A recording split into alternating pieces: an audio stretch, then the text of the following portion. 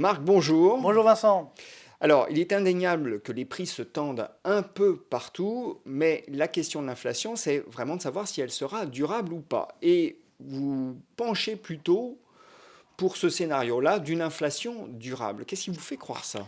Oui, alors tout à fait. Alors déjà, rappelons-nous, il y a quelques semaines, je crois même ici, même quelques mois, quand j'annonçais qu'il allait y avoir un petit peu d'inflation, on disait, mais non, non, il n'y aura jamais d'inflation, l'inflation est morte, elle a disparu. Ben non, elle est bien là, l'inflation, si vous voulez. Alors, c'est vrai que pour l'instant, l'origine essentielle vient de l'augmentation des cours des matières premières, du pétrole, l'indice CRB, qui réunit toutes les matières premières dans le monde, a flambé ces dernières années, ces derniers mois surtout. On est à 92% d'augmentation, c'est quand même assez net. Ça, c'est pas encore, si vous voulez, Alors, dans les prix. 92% par rapport au plus bas Oui, bien entendu. de 2020. Exactement. Donc c'est là où j'allais en venir. C'est que je ne crois toujours pas effectivement à un dérapage de l'inflation à 10%, 15%. Ça c'est sûr. Mais néanmoins, ce qui est intéressant de voir, c'est qu'aujourd'hui, l'inflation se tend durablement. Alors d'abord à cause effectivement des prix des matières premières, mais pas seulement. C'est ça la nouveauté. C'est qu'on a eu aux États-Unis par exemple au mois d'avril, l'indice donc hors énergie et produits alimentaires, qui a atteint donc un niveau de 3% en glissement annuel sur les prix donc à la consommation. Donc si on regarde l'indice global, c'était 4,2%, un plus haut depuis 2008. Donc là, la dernière crise, si vous voulez. Mais si on regarde donc l'inflation hors énergie à produits alimentaires, donc à 3%, donc ça veut dire en enlevant encore une fois ce qui fait craindre tout le monde l'hyperinflation, donc là c'est l'inflation intrinsèque qu'on appelle sous-jacente, et bien là vous avez donc 3% aux États-Unis, un plus haut depuis 1995. Donc là, si vous vous souvenez, bon, on était jeunes à l'époque, mais en 95, c'était la vraie inflation. Parce que c'est vrai que depuis une dizaine d'années, voire une quinzaine d'années, il n'y a plus vraiment d'inflation. Il y a eu des tensions. Là, c'est de la vraie inflation. Et là, on a la conséquence de quoi? Eh bien, de la planche à billets. C'est-à-dire que tout le problème est là. C'est que, en fait, l'inflation, on ne la voyait pas, mais elle n'avait pas disparu. En fait, toute cette planche à billets qu'on fait depuis des années, alors elle a été renforcée, évidemment, avec la crise, la pandémie, va-t-on dire, mais néanmoins, cette inflation, elle n'apparaissait pas dans les prix à la consommation. Elle apparaissait dans les prix des actifs. C'est-à-dire qu'en fait, avec cet argent gratuit, finalement, qu'est-ce qu'on faisait? On ne consommait pas, parce qu'on ne pouvait pas finalement. Mais par contre, on achetait donc des marchés actions, on achetait de l'immobilier, voire des placements obligataires. Et donc on avait trois bulles en même temps qui se sont formées. Je ne parle même pas des crypto-monnaies, ça c'est un autre débat. Et donc on avait ces bulles donc, qui sont formées. Et donc l'inflation, elle était là. On ne voulait pas la voir, mais elle était déjà là. Elle était dans le prix des actifs. Elle était dans le prix des actifs, tout simplement. Donc aujourd'hui, ce qui se passe, c'est que l'inflation, elle est toujours dans le prix des actifs, mais elle est aussi dans les prix à la consommation. Donc il y a les deux à la fois. Et c'est là où c'est pourquoi ça va être durable. Je vous donne un exemple. Moi, je suis un indice qu'on appelle l'indice ARPEX.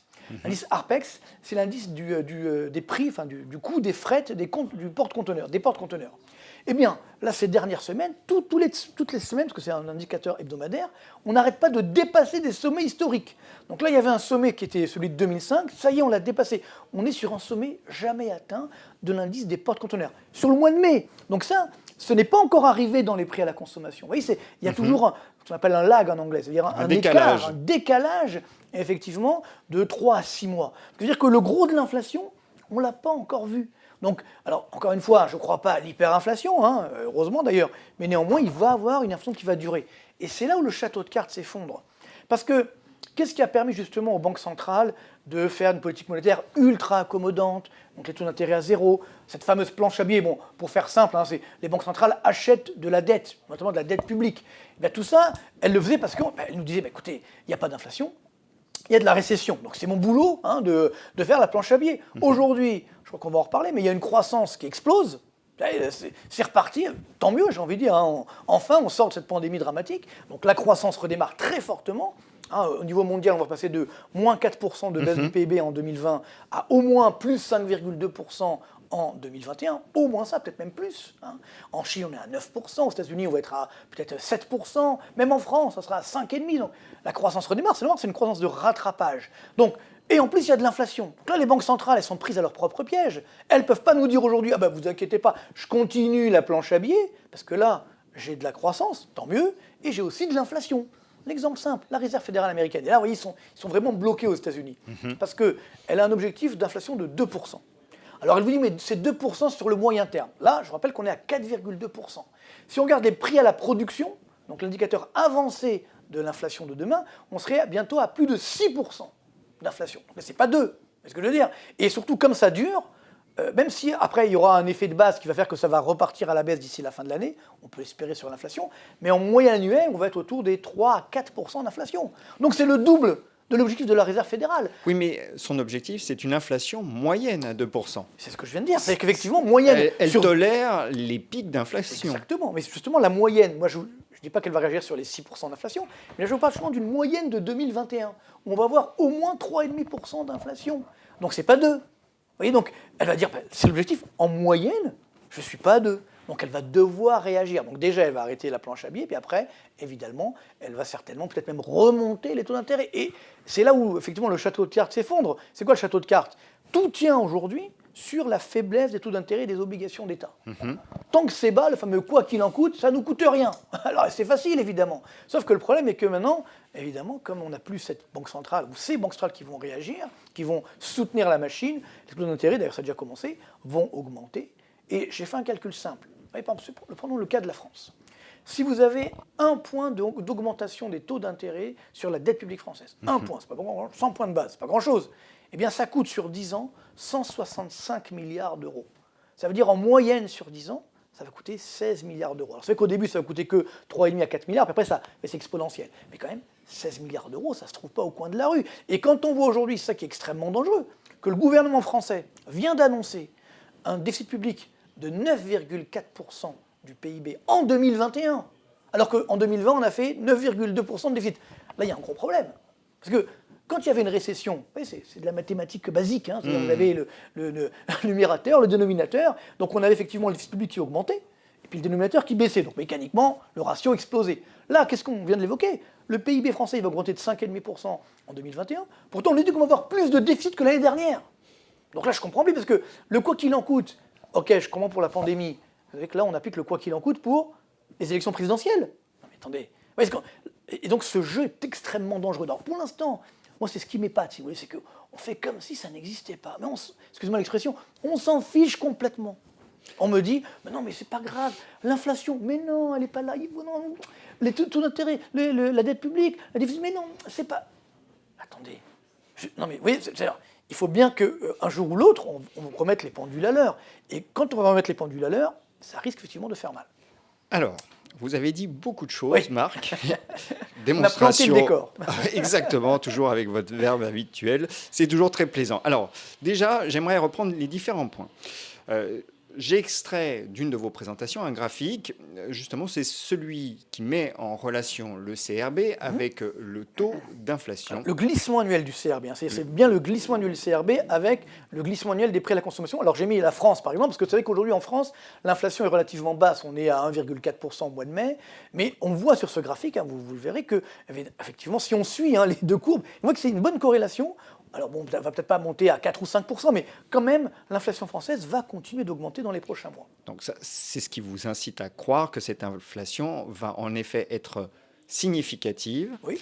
La question, c'est tout de même celle de la durée de cette inflation. Alors, dans votre démonstration, vous insistez sur le fait que finalement, cette inflation, elle n'est pas le fait du hasard, elle est le produit de la création monétaire plutôt munificente des banques centrales. Oui, c'est un bon terme. Je dirais un petit peu, moi je dirais plutôt extravagante. C'est-à-dire extravagante. Voilà, le problème, encore une fois, c'est que, c'est sûr, on l'a vécu, cette crise dramatique. Et moi, je me rappelle très bien avec Bruno Le Maire, il nous disait, alors qu'est-ce qu'on fait? Ils ont tout lâché. Je leur ai dit, faites attention. Je leur ai dit, on ne pourra pas m'en vouloir. Je leur ai dit, faites attention de garder des cartouches pour la reprise. Non, non, c'est pas grave, on lâche tout. Et on n'a pas regardé où on a lâché. Alors, est-ce que cette inflation à laquelle... Enfin, que l'on constate, même ceux qui nous disent qu'il n'y a pas d'inflation nous disent bien que les prix augmentent. Oui. Bon, la question, c'est de savoir en effet si c'est un mouvement transitoire ou durable. Est-ce que cette inflation est vraiment la conséquence de la création monétaire dont on, et vous l'avez rappelé, dont on sait qu'elle inflate le prix des actifs depuis des années. On a bien des bulles, qu'on le veuille ou non, dans l'immobilier, en bourse. Après, les bulles peuvent mettre extrêmement longtemps à éclater. Ah oui, donc, est-ce qu'il faut s'abstenir d'être sur les marchés? C'est une autre question. Voilà, mieux vaut qu'elle se dégonfle d'ailleurs, parce que c'est ça le principe des bulles normalement, c'est que, et c'est ça le drame si vous voulez, c'est que depuis, et notamment dans cette crise, on préfère alimenter la bulle, quitte à risquer une explosion énorme, plutôt que qu'elle se dégonfle. C'est ça qui est dangereux. Alors, on a une bulle obligataire, on a une bulle sur les crypto-monnaies. Quoi qu'on en dise, quoi qu'on en pense, c'est une bulle. Bon, très bien. Donc, la conséquence de la politique monétaire, elle est palpable au niveau du prix des actifs.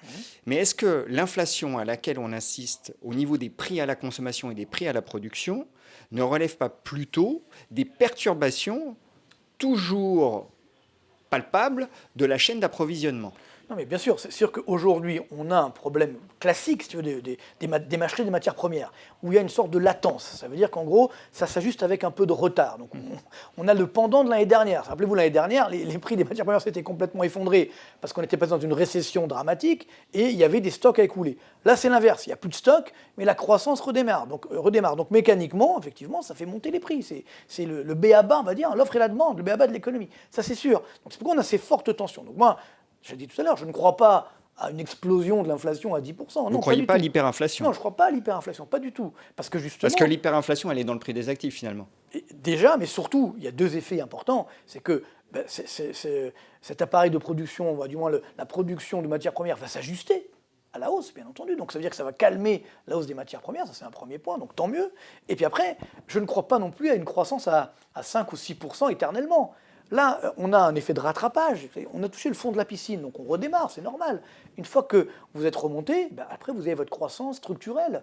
Si je prends le cas de la France, la croissance structurelle, c'est pas 5%, c'est 1%, comprenez? Donc ça veut dire que, bon, évidemment, il ne va pas avoir une explosion de la croissance. D'autant que si les taux d'intérêt des obligations d'État et donc taux d'intérêt de crédit augmentent, ça va ralentir effectivement cette dynamique. Donc il ne faut pas s'emballer à la vision des indicateurs d'activité qui se redressent exponentiellement. C'est technique, c'est mécanique. Je veux dire, on voit les indicateurs, si vous regardez les indicateurs des directeurs d'achat, enfin, c'est incroyable.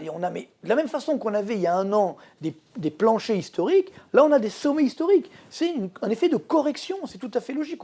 Le monde s'est arrêté pendant un an, ou quasiment. C'est normal qu'on redémarre après, mais une fois qu'on a fini l'effet de rattrapage, on revient sur la croissance structurelle normale. Voilà pourquoi je ne crois pas à une hyperinflation durable. Mais néanmoins, tout mon problème, si vous voulez, c'est qu'une inflation, même si elle est à 3%, pour dire 3%, c'est pas dramatique, mais elle impose aux banques centrales d'arrêter, ce qu'on a l'expression, leur bêtise. Parce que c'est ça le problème.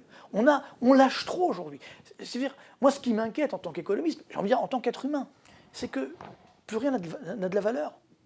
C'est-à-dire, vous voyez, c'est-à-dire globalement aujourd'hui, une entreprise, bon, elle est valorisée des milliards, elle n'a jamais gagné un rond et elle ne gagnera jamais un centime.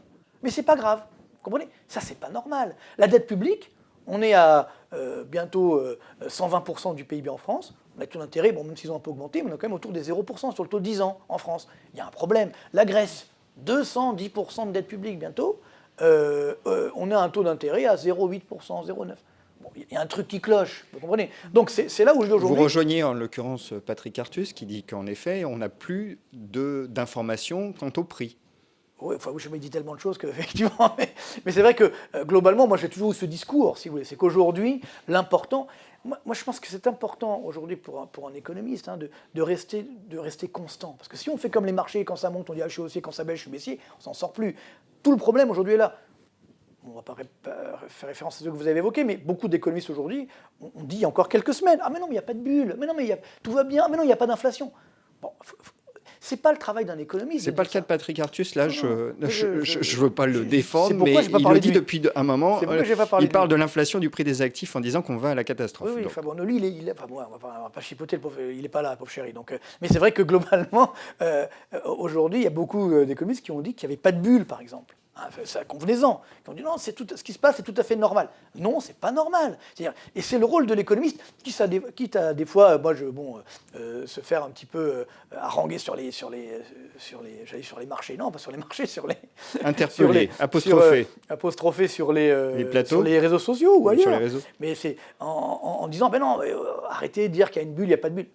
C'est le travail de l'économiste. Même si parfois, effectivement, la bulle va très loin, on doit rappeler les fondamentaux économiques, tout simplement. Mais voilà. Je reviens à ma question, Marc, tout de même. Oui. Est-ce que, parce que vous avez dit, oui, le redressement des indicateurs d'activité, il est spectaculaire, mais finalement, c'est un effet technique de rattrapage. Donc, ce redressement de l'activité induit aussi que la chaîne d'approvisionnement soit sous tension à un moment où elle reste perturbée.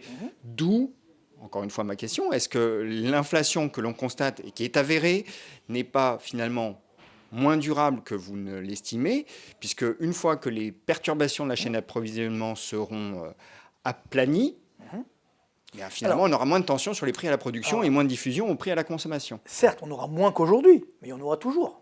Parce que le problème, c'est ce que j'évoquais tout à l'heure, c'est qu'on va retrouver des croissances structurelles. C'est vrai, alors nous en France, c'est pas beaucoup, c'est 1%. Aux États-Unis, c'est 2,5%. En plus qu'aux États-Unis, comme il y a le plan Biden qui va arriver, ça va mettre encore de l'huile sur le feu. D'ailleurs, Larry Summers est très, disons, dubitatif. Alors, il est même vent debout contre ce plan Biden en disant, Mais il sert à finalement, rien. on met de l'essence sur le feu. Eh ben, c'est ça le problème, c'est qu'aujourd'hui, on va trop loin dans cette relance qui devient effectivement presque dangereuse, j'ai envie de dire. En Chine, pareil, on a 8 à 9% de croissance. Vous voyez, donc, ces pays-là, justement, eux, ils vont continuer sur une croissance forte. Donc il y aura toujours cette demande, si vous voulez, de matières premières, donc qui va globalement se maintenir. Tout l'enjeu, en fait, c'est l'emploi. C'est-à-dire que si effectivement l'emploi redémarre, alors là, il peut y avoir des tensions sur les salaires, et là, l'inflation va être durable. Si l'emploi ne redémarre pas, alors là, par contre, effectivement, on va repartir à la baisse sur l'inflation. Mais moi, j'ai toujours été, si vous vous en souvenez, hein, j'ai toujours été un partisan de l'inflation. Moi, je trouve que c'est bien un peu d'inflation. Quand il n'y a pas d'inflation, il n'y a rien de pire que la déflation ou l'inflation zéro, si vous voulez. C'est horrible, parce qu'on n'avance pas, finalement. Un peu d'inflation à 2 à 3%, il n'y a pas de problème. Mais l'inflation, c'est comme le cholestérol. C'est-à-dire vous avez la bonne et la moins bonne. Si l'inflation, elle est que liée au marché des matières premières, alors là, c'est la mauvaise inflation. Si, par contre, elle est liée à une demande qui redémarre, alors là, elle est tout à fait logique. C'est pourquoi il ne faut pas avoir peur de l'inflation. Ce que je dis pas, néanmoins, c'est qu'il va falloir, et c'est là où ça va être compliqué, remettre les penduleurs, quitte, donc c'est-à-dire remonter, enfin du moins cesser d'avoir une politique monétaire ultra accommodante, quitte à après peut-être à revenir sur une politique monétaire plus accommodante. Mais là aujourd'hui, c'est le travail des banques centrales. Moi, ce qui m'inquiète, si vous voulez, c'est que que les politiques ne fassent pas leur boulot sur l'économie, ça on a l'habitude, hein, c'est la fuite en avant permanente, mais que les banquiers centraux fassent la même chose, c'est ça qui est inquiétant. C'est-à-dire que les banquiers centraux, bon alors je ne veux pas faire le rabat-joie, mais c'est vrai que, bon, je rappellerai Alan Greenspan par exemple, qui disait en pleine bulle Internet, c'est de l'exubérance irrationnelle. Il a donc tout fait pour que la bulle se dégonfle. Là, qu'est-ce qu'on fait depuis avant même la pandémie? On fait tout pour que les bulles continuent. Donc ce n'est pas le travail des banques centrales, ça, vous comprenez? Le travail des banques centrales, c'est au contraire de calmer le jeu. Mais là, j'ai l'impression que, est-ce que c'est un manque de courage ou un manque de compétence? J'en sais rien, mais il y a un problème. Non, on nous dit, non, on va continuer comme ça, sans limite. C'est très dangereux. Alors, encore une fois, il y a plein de choses à commenter et à discuter. Vous avez introduit la question chinoise, parce que la Chine étant l'usine du monde, elle est un peu un indicateur avancé de l'inflation. Elle est même le catalyseur de l'inflation par une diffusion de celle-ci via ses prix à la production. Tout à fait. Donc la Chine exporte soit la déflation, soit l'inflation. On peut le résumer comme ça, Oui, oui. sommairement. Hein. Je Oui. parle sous votre contrôle d'économiste. Il y a un effet change aussi qui peut jouer, mais enfin bon, admettons. Disons qu'elle crée une tension, ça c'est sûr, elle crée une tension sur la paille de production mondiale, et donc ça peut générer de l'inflation Bon, mondiale. on a eu une envolée très brutale des prix à la production en Chine, Oui. qui sont à un plus haut depuis une décennie. Mhm. Voilà. Donc on se dit, c'est plutôt une mauvaise nouvelle en effet, et ça corroborerait plutôt votre scénario d'une inflation durable. Mais déjà, on n'a pas pour l'heure de corrélation entre ces prix à la production et les prix à la consommation en Chine, mais vous allez me dire, il y a peut-être un décalage, comme toujours. Cela dit, on a d'ores et déjà une volonté des Chinois assez manifeste de calmer le jeu sur les matières premières. Il y a eu des mesures des autorités gouvernementales pour calmer la spéculation sur le marché des matières premières pour pas que les prix s'inflatent de trop. Ensuite, on a également une décrue de la demande de matières premières en Chine. On a eu un boom juste. Ça dépend lesquels, ça dépend quel type de matière première. Si on regarde l'aluminium et le cuivre, là on a des graphiques qui apparaissent à l'écran. Sur les semi-conducteurs, c'est pas une matière première, mais je veux dire, il y a quand même de ce point de vue-là, ou le platine, etc. Aujourd'hui, il y a toujours des tensions, toujours des tensions. indéniablement. Mais ce que je veux vous dire, c'est que, enfin, ce que je veux dire et ce qu'on constate, c'est que la demande chinoise, puisqu'on voit les importations, là, ce qu'on voit, ce sont les importations chinoises, aluminium et cuivre, a plutôt tendance à diminuer par rapport au pic enregistré ces mois derniers. Donc, c'est plutôt un facteur d'apaisement, là encore. Et donc, si l'usine du monde modère un peu les tensions sur les prix à production, y parvient, est-ce que finalement, ça ne contredit pas votre scénario d'inflation durable? Non, pas du tout. C'est encore une fois, je dis qu'on va avoir effectivement un pic d'inflation. Et après, l'inflation va repartir à la baisse, mais elle ne va pas s'effondrer. On ne va pas revenir à 0% d'inflation, tout simplement. Donc là, c'est logique que quand on est monté très haut, après, on s'ajuste. Mais globalement, avec une croissance chinoise de 9% encore cette année, je pense que l'inflation, elle va également rester élevée, y compris en Chine. Puis après, vous l'avez dit, elle exporte sur les prix à la production, donc son inflation. Là, en Chine, on a une hausse des prix à la production qui est énorme. Pas sur la consommation, parce que justement, il y a d'autres limitations. Il y a des prix notamment administrés, etc. en Chine, qui fait que ça n'augmente pas. Mais sinon, on a, je dirais, une inflation globale qui s'exporte largement. Puis après, il n'y a pas que la Chine. Il y a l'Inde également. L'Inde qui a beaucoup souffert, qui va redémarrer. Et donc tout ça va porter. Donc les pays émergents aujourd'hui, on les a mis un petit peu de côté, c'est vrai, mais ils sont toujours là et ils vont redémarrer. Il va y avoir une croissance forte qui va revenir. Ils ont besoin de rattrapage, donc il y aura une demande. Donc tout l'enjeu aujourd'hui là, c'est que, encore une fois, je ne crois pas au dérapage inflationniste, mais je pense que l'inflation va rester durablement, pour faire simple, supérieure à 2-2,5%. Donc ça veut dire au-delà des objectifs des banques centrales. C'est ça qui compte. C'est est-ce qu'on est sous l'objectif des banques centrales, on peut maintenir les taux d'intérêt à zéro et la planche à billets, ou est-ce qu'on est au-dessus? Toute la question aujourd'hui, elle est là. Et donc, ce qui est clair, c'est qu'on est déjà très au-dessus, et que même si on a effectivement une baisse de l'inflation, je le dis bien, l'inflation va repartir à la baisse, c'est logique, mais elle va rester quand même au-dessus de ces objectifs d'inflation des banques centrales, donc qui va leur imposer de faire leur boulot, c'est-à-dire d'arrêter leur munificence, comme vous avez dit, ou leur extravagance, je préfère ça, moi. Alors justement, il y a un graphique qui illustre un peu cette question centrale, et un graphique que j'ai extrait encore une fois d'un l'un de vos papiers, qui met en relation le taux d'inflation et les Fed Funds, donc les taux... Taux de l'objectif des Federal Funds de la Réserve fédérale américaine. Exactement. Et sur ce graphique, on constate bien notamment un pic d'inflation notable aux alentours de 2011, sans que la Fed ne bouge le petit doigt. Donc, est-ce que, là encore une fois, vous dites vous-même, l'inflation va reculer, on sera certes au-dessus de la moyenne, mais la Fed nous a déjà prévenu que c'est pas très grave si pendant un certain temps on dépasse, on est au-dessus de la moyenne parce qu'on aura été en dessous pendant un certain temps aussi. Donc elle regarde plutôt un temps long. Est-ce que finalement elle va vraiment bouger les taux d'intérêt? Parce que finalement, tout votre discours il repose là-dessus, Marc, c'est-à-dire si l'inflation est bien là, si vous avez raison, en effet, les banques centrales vont devoir bouger et là ça peut créer des grosses perturbations sur les marchés de taux et par répercussion sur les marchés actions. Donc la question, elle est vraiment cruciale. Alors, ce qui est différent par rapport à 2011, c'est qu'il y a bien sûr l'inflation, mais il y a aussi la croissance et l'emploi. Donc c'est ça aussi la vraie dynamique, si vous voulez, c'est que quand on regarde par exemple les indicateurs des directeurs d'achat aux États-Unis, on est sur des sommets historiques. Historiques, ça veut dire on n'a jamais vu ça. Donc, alors même si encore une fois, je rappelle que l'année dernière, au contraire de la France, où le PIB français a baissé de 8% en 2020, outre-Atlantique, ça fait que moins 3,5%. Vous voyez qu'ils ont fait moins 3,5, ils vont faire plus 7, plus 8 cette année. Donc ils ont été beaucoup plus loin. C'est-à-dire que l'effet de la crise, si vous voulez. Alors que nous, en France, on n'est pas encore. Donc c'est ça qui est différent, c'est que la Réserve fédérale, encore une fois, elle n'a pas regardé que l'inflation. Normalement, elle doit regarder donc l'inflation, très élevée. L'inflation donc hors énergie et produits alimentaires, je vous l'ai dit tout à l'heure, un peu depuis 95, là aussi, il faut faire attention. Et puis la croissance, qui est très élevée également.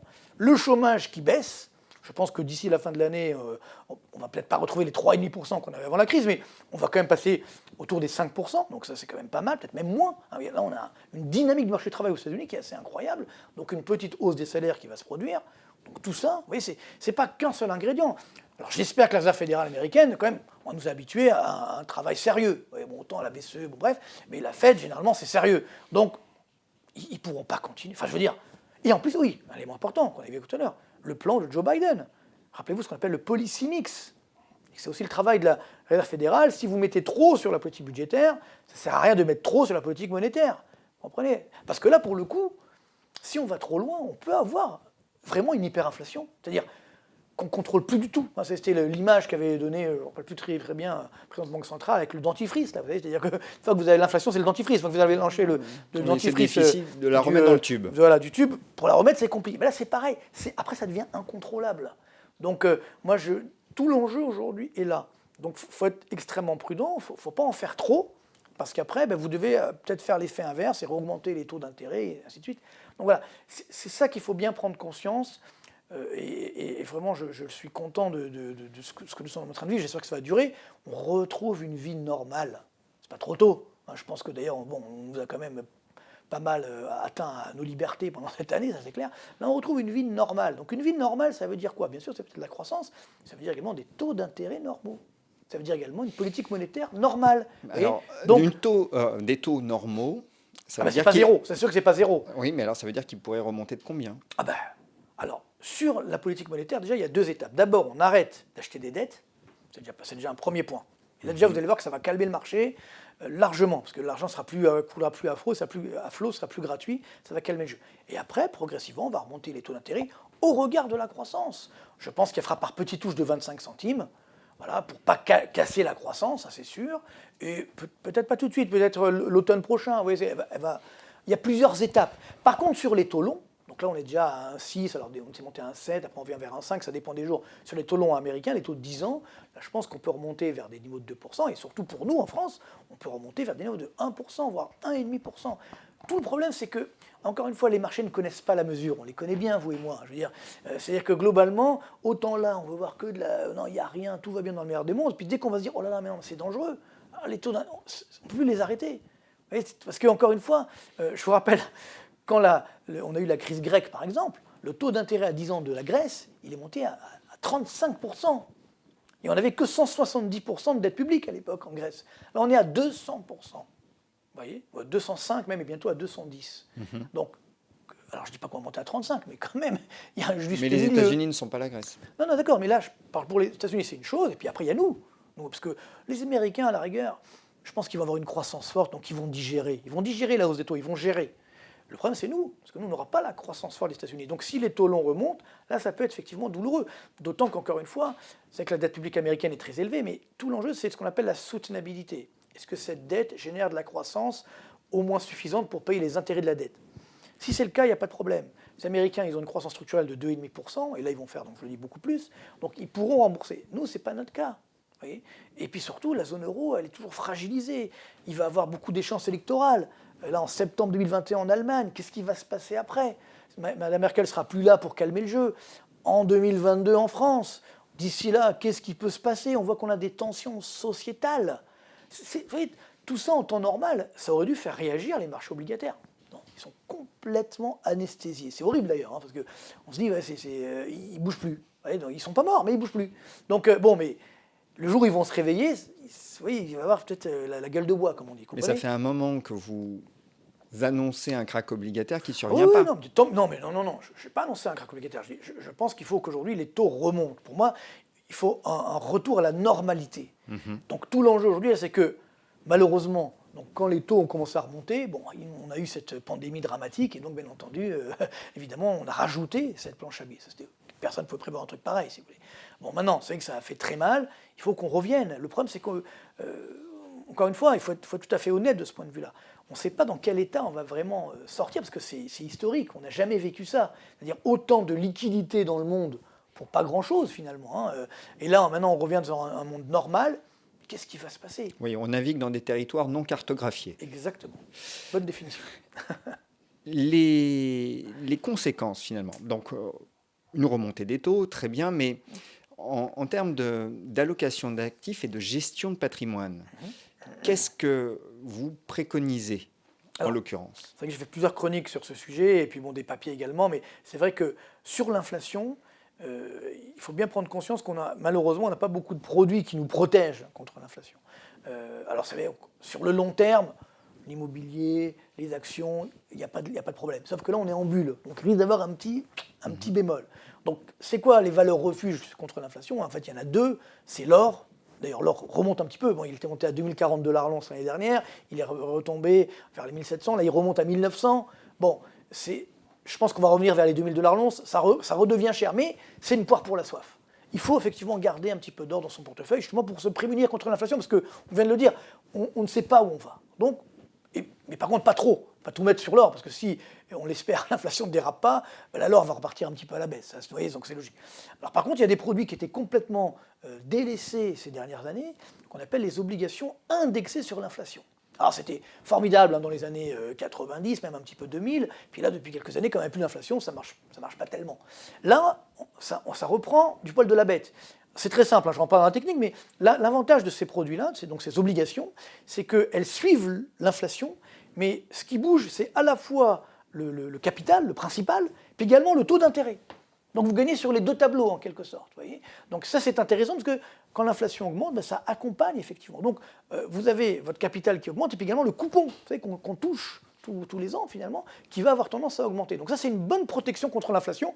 Au pire, bon, ben, on aura le niveau de taux d'intérêt qui va suivre l'inflation, même si ça part un petit peu à la baisse, sauf si on est en déflation, là ça devient négatif, ça c'est embêtant, mais sinon globalement on va suivre l'inflation. Donc ça je pense à court terme ça peut être une bonne protection. Par contre, bon, sur le plus long terme, vous l'avez dit, hein, moi je pense qu'on a une potentialité de baisse 10-15% sur les marchés immobiliers, sur les marchés boursiers. Après, ça redémarrage. Il y a des études qui ont été publiées dernièrement sur justement les placements sur long terme.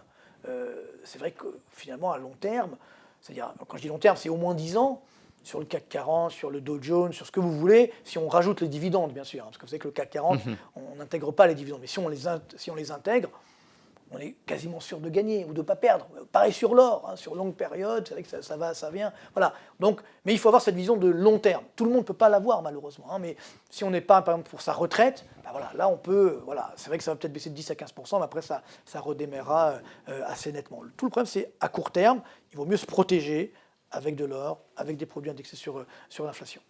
L'immobilier n'est pas un refuge, donc? Si, là, non. Alors, l'immobilier, pour tout vous dire, j'ai fait une chronique dernièrement. Pour moi, c'est mon. Parce que des fois, on croit que parce que j'ai annoncé que le prix de l'immobilier devait baisser. Alors, on croit que je suis contre l'immobilier. Au contraire, pour moi, l'immobilier, c'est le meilleur placement, notamment en France. Pourquoi? Parce que déjà, c'est un placement dont on peut profiter au jour le jour. C'est-à-dire qu'on vit dedans quand on détient sa résidence principale. C'est un investissement qu'on a fait. Mais en plus, on en profite. Puis on ne paye pas de loyer. Donc, c'est formidable. Et puis surtout, si jamais vous devez vendre votre résidence principale, comme vous le savez, en France, on ne paye pas d'impôt sur la plus-value de cette résidence principale. C'est le seul impôt, hein, c'est le seul produit où on ne paye pas d'impôt sur la plus-value, hein, n'oublions pas. Que la résidence principale, bien sûr. En location, c'est plus compliqué avec le problème du tourisme, etc.